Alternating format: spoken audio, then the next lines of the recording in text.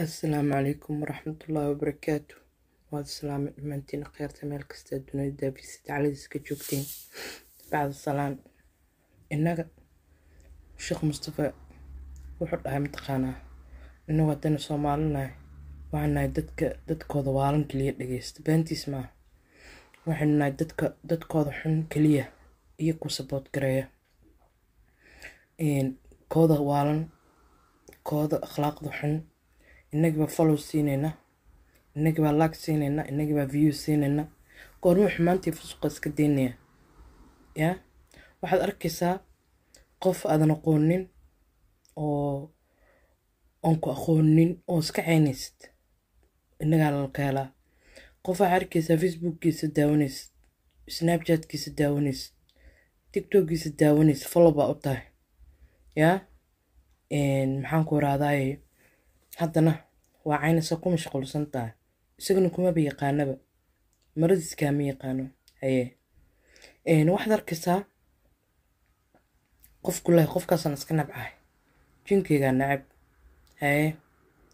waxaa hadda kusoo batay social media especially snapchat maxaa la tiktok waxa waaye dadkeeni oo fusuqi kasii maalinta ka dambaysa kusii badanaya waxaa arkaysaa islaan weyn shalay la wadwaday oo dhahaysa ninkaada waa loo raaxeeyaa jimcaha loo raaxeeyaa maalmaha kalena yaa u raaxaynaysaa marka yaa u raaxaysaa bal maxay nooga sheegayaan yaa الله يا رحمن يا عسيس يا جبار ولا ليالو waxaan tiin iska deeno qof walbo afkaada ka adkow maanta waa adduun birina waa aakhiro goor naftan intii kuu soo jirta allahu aclam ani waan xanuunsanaa labadan beri shalay maanta ugu darnaado karooni baana laga helay alxamdulillahi rabbil caalamiin dadiga daran baa jira xanuunkana waa dambi dhaaf ilaahay dambi dhaaf nooga dhigay ani intii islaam oo xanuunsanba balse waxaan idinkula dardaarmayaa nafsadeeda iyo nafteennaba aan idinkula dardaarmayaa inaynu iska deyno inaynu qof iska daba dhiganana aqooninin